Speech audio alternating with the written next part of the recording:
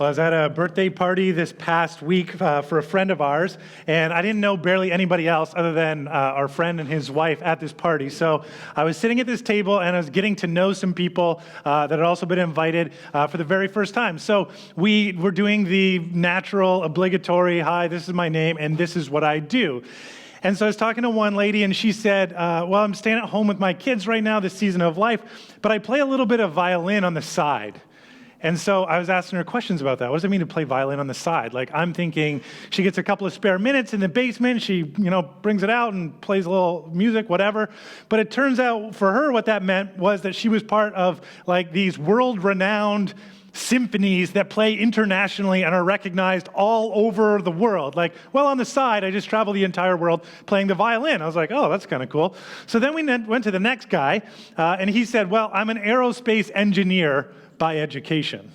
But I'm now in the software field, and I am, at my company, I am developing virtual reality software. And our company, and I believe that we're going to change the way that everybody is educated because we're creating systems where people are going to be able to create in the virtual world 3D models of everything, and it's going to change the way people learn and how education works, and the whole world is going to change. And I thought, oh man, that's a big deal.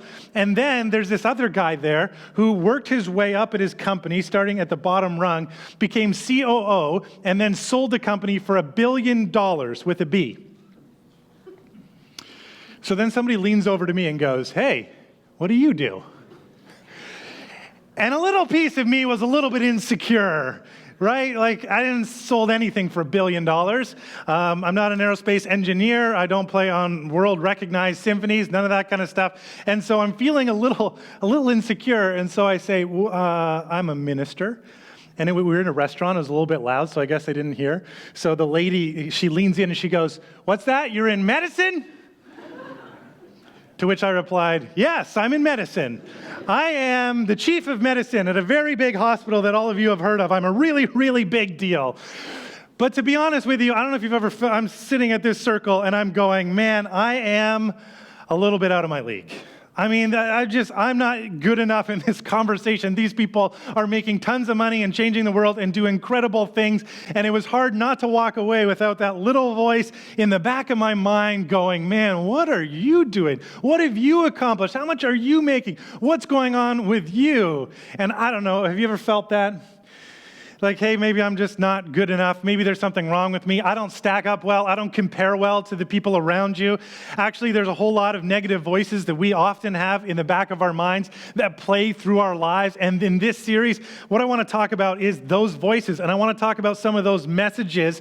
I want to identify them, bring them up, make them conscious, because for a lot of us, they become subconscious. They're just things that we're allowing to play in our mind, and they're really becoming our worldview. A worldview we could define in a lot of ways, but it's essentially these assumptions that we have about how the world works that inform how we live. They're thoughts that we have, and they're more than thoughts. They're thoughts that we have attached through different experience, intense emotion to, and they've become the foundation from how we live, whether we think about them or not. And they dictate things like how happy we are and what confidence level we are at and what we think of ourselves, our own self-worth. And they dictate things like what are we going to do and what are we not going to do, and will we step out and take a risk here or be part of this or not this or that. And we don't even think about them anymore. And so I want to bring some of those things up and talk about them. And today I want to start with this one. Just a little bit what I felt the other night at that birthday party. Just going around the table, sitting there and hearing all these great things other people would do. It's just this thought that I am not good enough. I'm not good enough. And you can actually find all over the place people are writing about this because in our culture, in our society, this is something that so many of us have come to believe.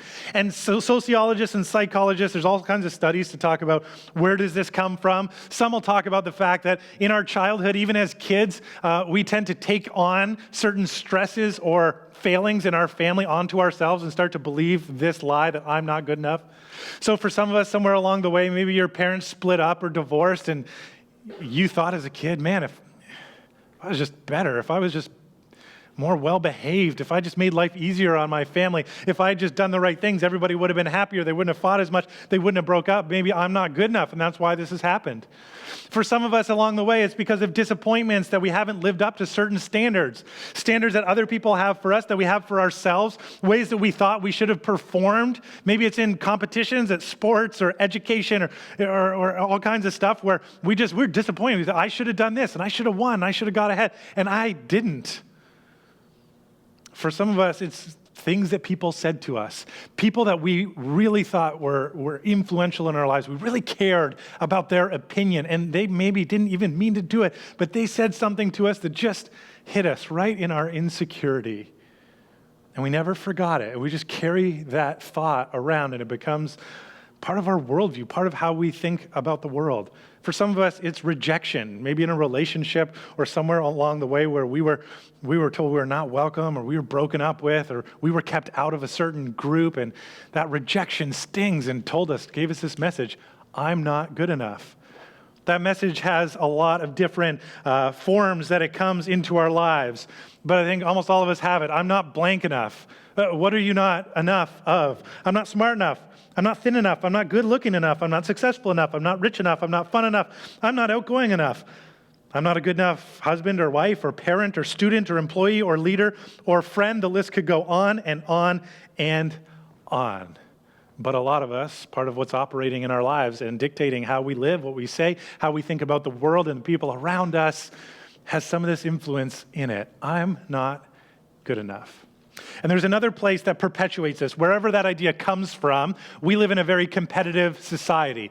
We live in a society where we're always told that we need to get ahead. We need to get ahead of other people. We see ourselves competing with one another. We live in a capitalist culture where one of the fundamental principles is that we need to earn what we get. Life is fair. And you need to earn whatever it is that you want in life. And capitalism has a lot of good aspects to it, and there's a lot of great things that come out of it. But a lot of us, we are living in this culture that has become very competitive. How do we know what we deserve and what we earn? The way that we often figure it out is by competing with each other. And some of us have started to believe that this is a zero-sum game. A zero-sum game means if somebody's winning, somebody else has to be losing. If I'm getting ahead, it means somebody else is falling behind. If I'm falling behind, it means somebody else is getting ahead. And so in our minds, we start to look at other people and start to gauge where we're at in life, how well we're doing, what we're worth, based on how we stack up against other people. Have you ever felt that? This is not the most beautiful, pretty part of human nature. But I'm going to guess that there's a whole bunch of you that are kind of like me that once in a while that's registered, where you look at somebody else, and if they're struggling a little bit in a certain area of life, a big part of you, a good part of you, empathizes with them, wants them to do better and all that kind of stuff, but there's that little ugly part that we don't like to acknowledge, we don't like to talk about, we don't like to even just know that it's there, that is a little bit glad that somebody else is struggling. Oh, we don't have them to do horrible, but if I get my grade back, I want you to do well, but just not quite as well as I did. Or you look at somebody else's family and they're going through some troubles in their marriage and you can see the stress and you go, oh, they're my friends. I want them to do really well. I hope they get over it. But we don't struggle with that. Our marriage is pretty good right now. Big one for parents is you look at your kids and you know, somebody else's kids and you start comparing them. And if your kids are a little bit further ahead or doing really well in an area and their kids are struggling and there's this little part of you go, oh, look at my kids. They're doing better. And it's this ugly part of us that's competing because we want to just be a little bit better. To remind us, yeah, we are good enough. And the flip side is true. We look at other people, and when they're a bit ahead of us, when we're the ones struggling, when we're the ones whose marriages have hit a struggle, when we're the ones that didn't do great on the exam or the paper, and we didn't get the grade that we want, and we look at other people, and we see they did a little better than us, or a lot better than us, and all of a sudden, we think, oh man, I'm just not good enough. I don't compare well. They're doing better than me, and why are they getting there, and this isn't fair. And we go through the whole gamut of emotions that come with those thoughts, and that has become part of our worldview that's stuck not only in our minds, but in our hearts. And for so many of us, it's this idea somewhere along the way of I'm not good enough. And we're living in a world where we're told we have to compete to get ahead, and we're trying to do that. And today, we started this series called Don't Tell Me What to Do. I want to talk about things like that. I want to talk about those voices that are ordering our lives, whether we know it or not. and for us to be able to identify them, bring them up, and to say, don't tell me what to do. I'm not living that way anymore. I'm not going to let those lies and those thoughts order my life, order how I think and feel about myself, order how I think and feel about other people and how I treat the people around me. Don't tell me what to do. So in the middle of a very competitive culture that we live in, that always tells us we have to compare well and get ahead, I want you to hear another option, a way that Jesus teaches us that we can live life. If you have a Bible and you want to turn to Matthew chapter 20, I want to read this parable, this story that Jesus tells. Story is such a powerful way of conveying truth, in a way that Jesus just illuminates a different way to live, a different way to think that I want to invite you into. Of course, this kind of feeling that we have is not new. This idea that we have to get ahead and we compare each other to ourselves is not new. It's so old. Maybe it's been around forever. There's a book in the Bible called Ecclesiastes. There's a great book, especially if you're kind of skeptical and even cynical a little bit, because the writer of Ecclesiastes can be very cynical and sometimes downright negative. But this is what he says in Ecclesiastes 4 and chapter 4. He says, "Then I observed that most people are motivated to success because they envy their neighbors.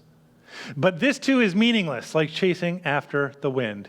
He says, I noticed this 3,000 years ago when this was written. I noticed this. Most people are motivated to get ahead because they're jealous and they're envy, and I got to be a little bit better than you. We see it over and over and over, people being competitive. And you know what that's like? He says, like chasing the wind. You never catch it. You're never satisfied. You never arrive. It never feels good. You never finally go, oh, and then I was better than everybody, and now my life is good, and it's all worked out for me. It's meaningless, and it's chasing after the wind. Don't live like that. And then about 1,000 years later, we get this teaching of Jesus, this new way to live. Matthew chapter 20, starting in verse 1. He says, "For the kingdom of heaven is like a master of a house who went out early in the morning to hire laborers for his vineyard. After agreeing with the laborers for a denarius a day, he sent him into his vineyard. For the kingdom of heaven is like this." This is a way of saying, this is how God operates. Do you want to live the way that the world lives, the way that everybody else lives, the way that culture is? Sometimes maybe you do. Sometimes maybe you don't, but let's just think about it. But here is the operating system of God. This is how God is working in the world. You have an opportunity to choose this way if you want to. For the kingdom of heaven, when God gets his way, this is what things look like. A master of his house went early in the morning to hire laborers for a vineyard. So here's a guy who's wealthy. He owns a vineyard. He's a big deal in that culture. We know that would have been true.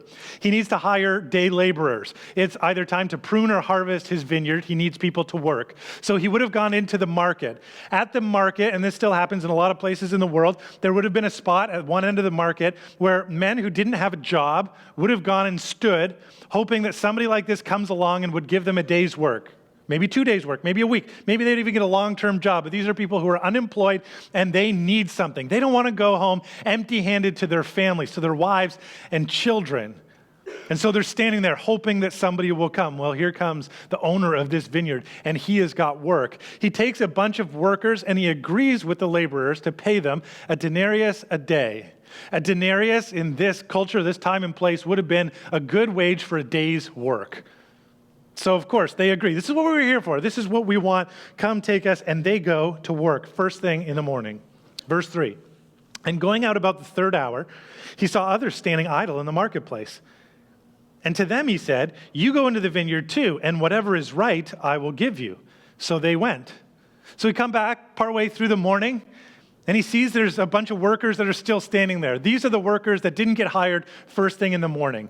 They're getting a little bit more desperate. These guys, too, don't want to go home empty-handed to their families. And so the owner sees them there. He grabs a whole bunch more. "Come on in. You're going to come to work." At this point, they don't negotiate on specifics for pay. He doesn't offer them a certain specific amount. He just says, "I will give you what is right or what is just." They're going to have to trust him a little bit. We're getting a little bit more desperate. So, hey, bring me in. I'll take whatever it is that you're going to pay. Going out again about the 6th hour and the 9th hour, he did the same. And about the 11th hour, he went out and found others standing, and he said to them, "Why do you stand here idle all day?" They said to him, "Because no one has hired us." He said to them, "You go into the vineyard too." Now, at this point in the story, he's gone to the market 5 times. Just notice that. The owner has gone back 5 times. So he goes to the 3rd hour, 6th hour, 9th hour, finally the 11th hour. Now, like I said before, this is something that people still do today in certain cultures and times where they'll stand waiting for a job. But if you go to those places, everybody's gone by noon.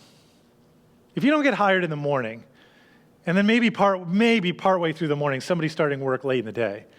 By by 12 o'clock, by noon, you give up. There's no work for me today. Nobody's going to hire me, and it's only part of a day left, and this isn't just going to happen. But we see this master, and he goes back over and over and over until the 11th hour. There's only 1 hour left to work, and he still comes back, and he takes more workers. He said, what are you doing standing here? Why are you not working? Why do you not go home? But they're desperate because they can't go home empty-handed. Think of not just the economic impact, but think of the shame that goes along with it. I couldn't get a job, and I have nothing to come home to, and I got to look my family in the eyes knowing that I didn't bring anything back to provide for them today. And he goes, why are you still standing here? They say, because nobody has hired us. He says, you come to the vineyard too. Come on, work.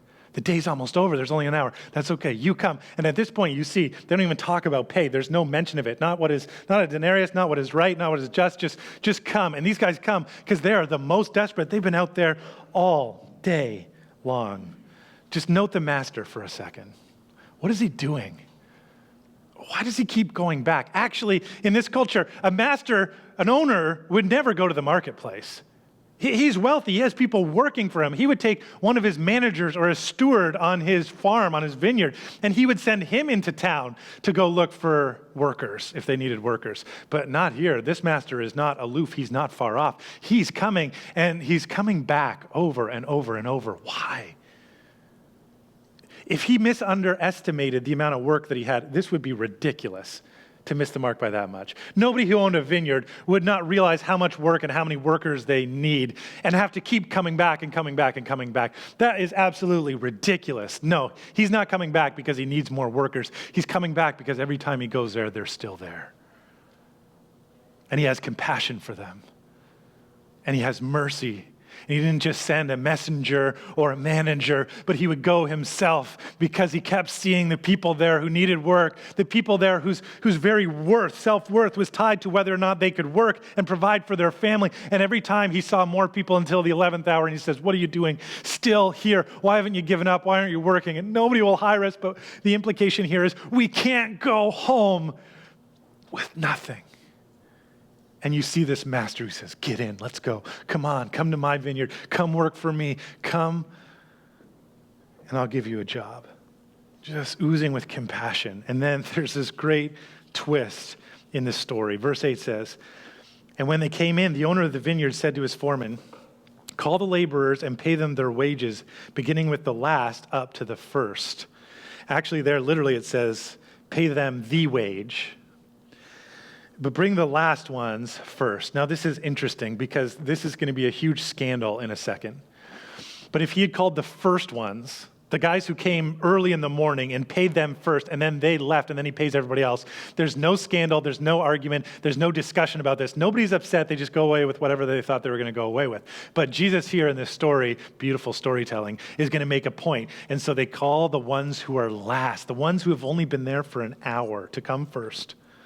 And when those hired about the 11th hour came, each of them received a denarius, an entire day wage. They've only been there for 1 hour. He gives them a whole day's pay. Now, when those hired first came, they thought they would receive more, but each of them also received a denarius. And on receiving it, they grumbled at the master of the house, saying, these last worked only 1 hour, and you have made them equal to us. What a scandal. This is not fair.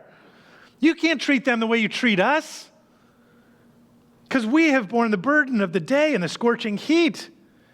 We worked the entire time. We went through the hot part of the day. We've done so much work. We've been more efficient and more productive. But he replied to one of them, friend, I am doing you no wrong. Did you not agree with me for a denarius? Take what belongs to you and go. I choose to give to the last worker as I give to you. Am I not allowed to do what I choose with what belongs to me? Or do you begrudge my generosity? So the last will be first, and the first will be last. Oh, I love this. On display for everybody.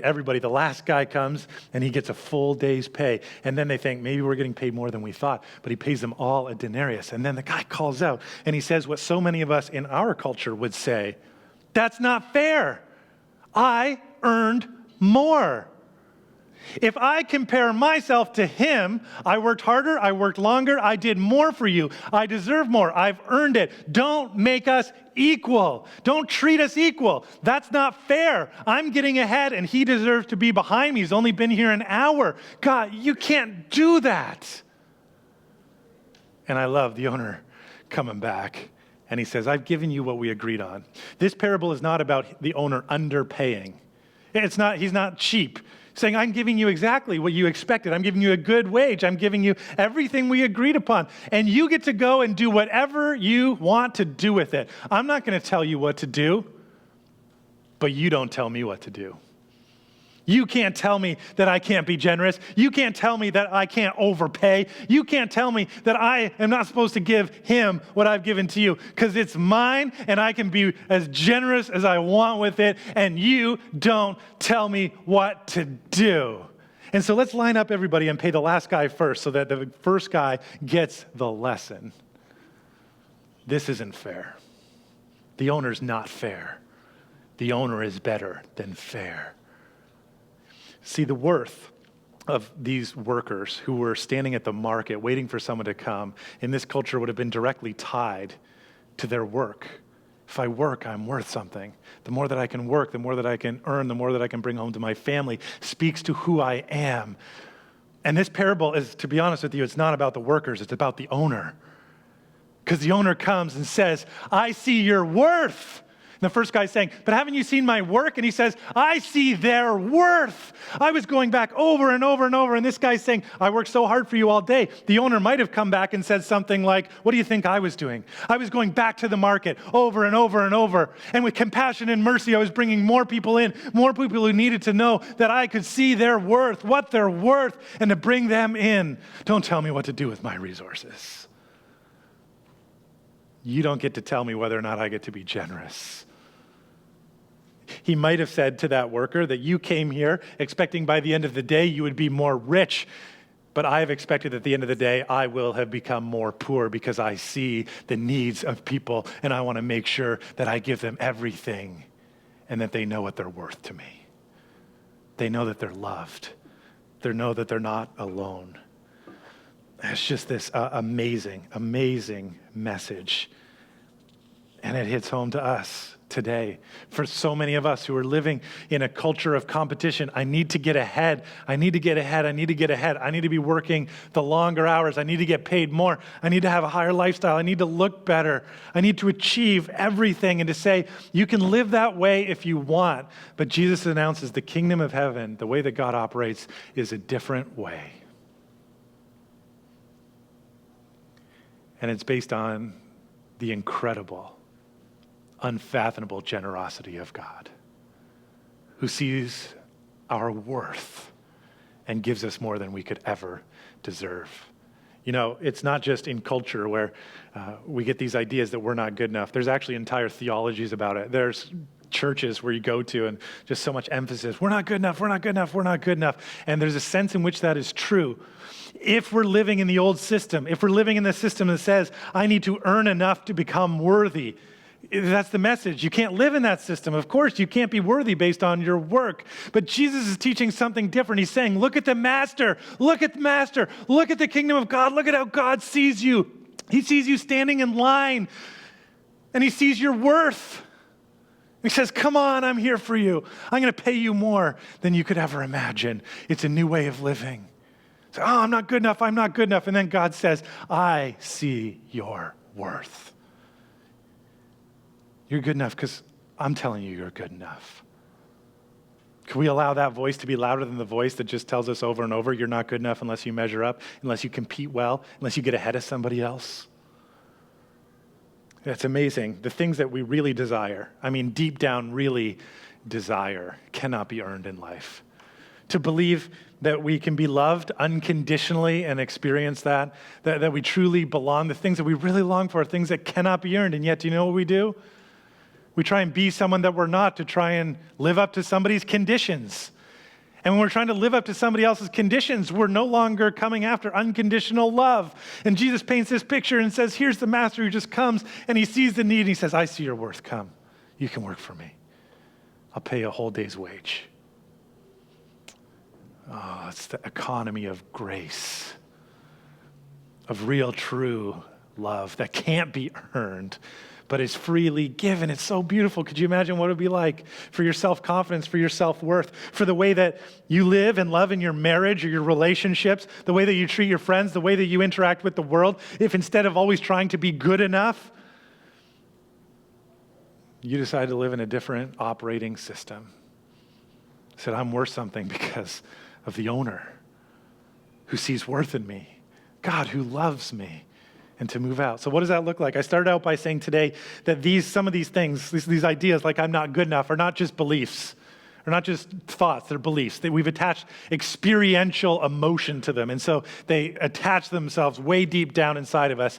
Even if we're not thinking about them, we're carrying that around and we're trying to live up to that kind of lifestyle. If we're going to combat that, if we're going to live a different way, we need to enter into a different system. We need to embrace it so that we have those same emotional experiences, but in a different operating system, in the kingdom of God, in the kingdom of generosity of a God who is that loving and caring and beautiful.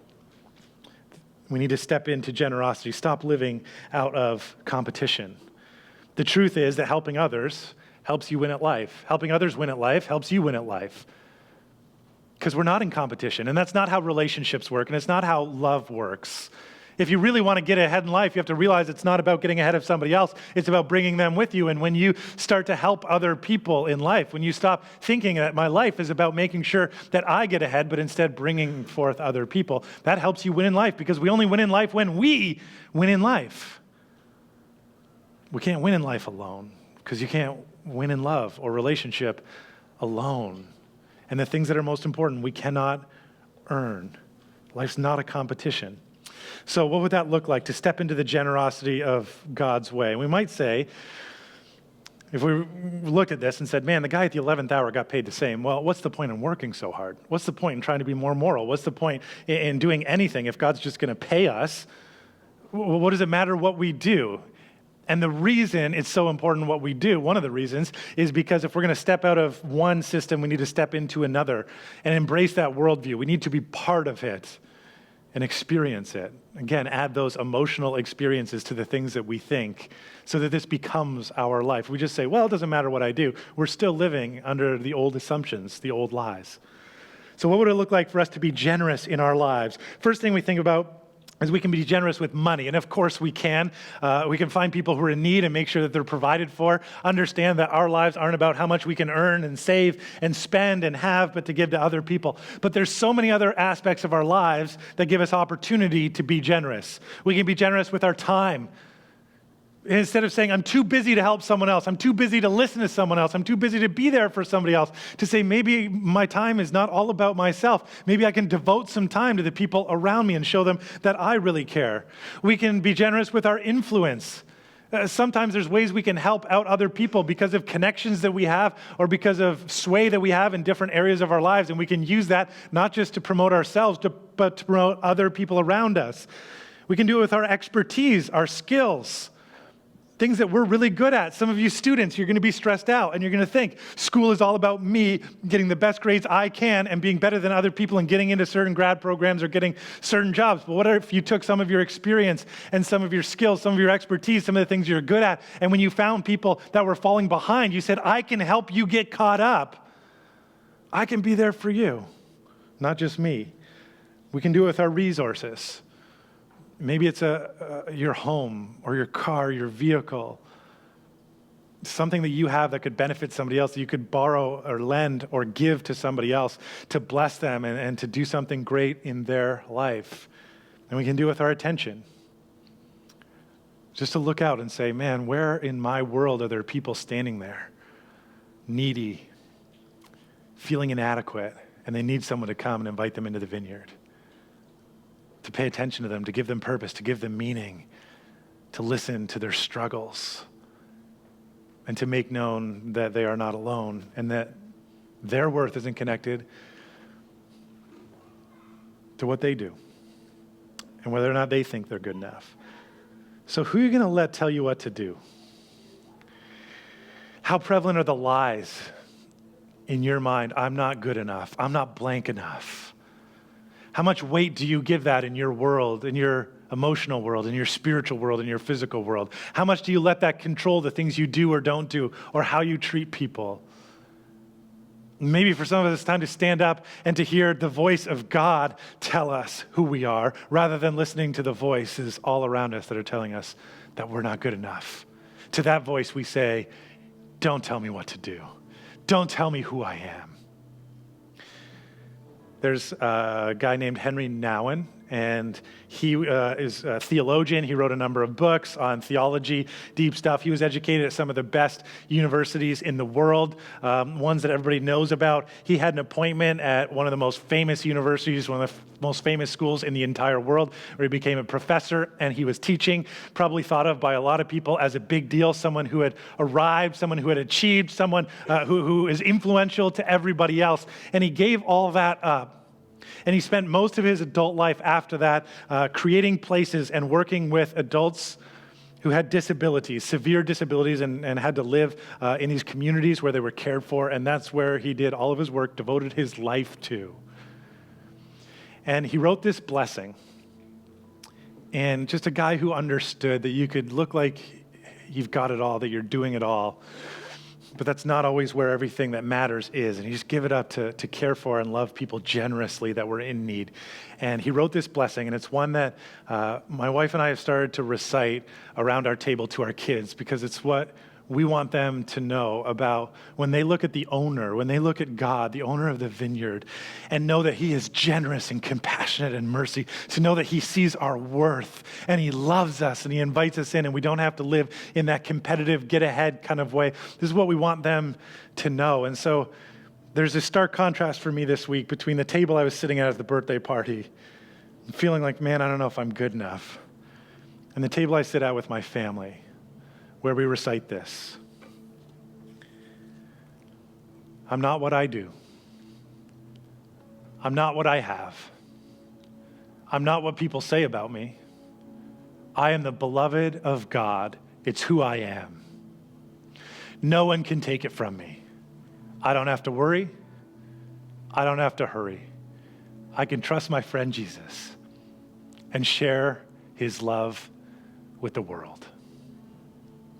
And as much as we recite that for our kids and hope that those truths about how God feels about them, how God treats them, resound in their hearts and minds as they grow up, I have to admit that as much as it is for them, it's for me and you.